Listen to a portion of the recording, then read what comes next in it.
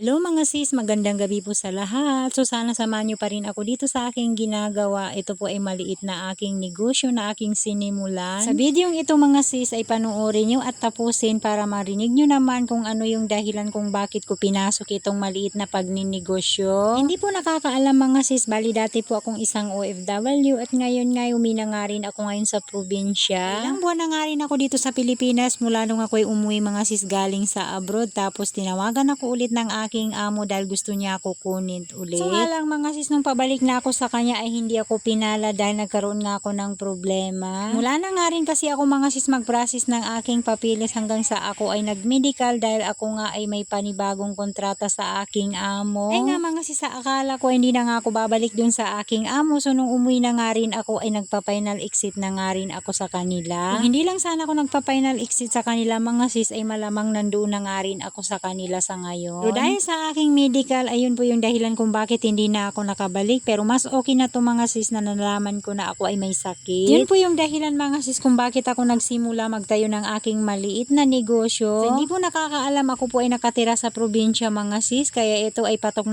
na nga rin itong ginawa kong negosyo. Bali ako lang mag-isa ang kumakayod nitong aking paninda dito mga sis. Bali nag-i-start po ako sa umaga at hanggang sa tanghali po ako natatapos. Eh medyo marami-rami naman din ang aking niluluto mga sis, tapos medyo matrabaho na nga rin itong mga ganitong gawain. Kasi sama mo pa itong pag-aalaga ko ng maliit kong anak mga sis, so talagang pinagkakasya ko lamang ang aking oras para magawa ko nga itong aking mga gawain dito. Itong ginawa kong pagtitinda mga sis ay talagang nakakatulong na nga rin ito sa aming pangangailangan araw-araw. Kahit pagod mga sis sa pag-aalaga ng anak, tapos ito pagtitinda ay talagang tiis-tiis na nga rin, at least nga mga sis ay nakukuha natin yung ating mga pangangailangan. Hindi na nga rin nagtagal mga sis, heto nakatapos na nga rin ako magluto at nakapag-display na nga rin ako ng aking paninda. Nakapagod man ito gawin mga sis, pero nakakatawa naman ito tignan. Pagkatapos ko nga magluto ay talagang natutuwa ako dito sa aking mga ginawa.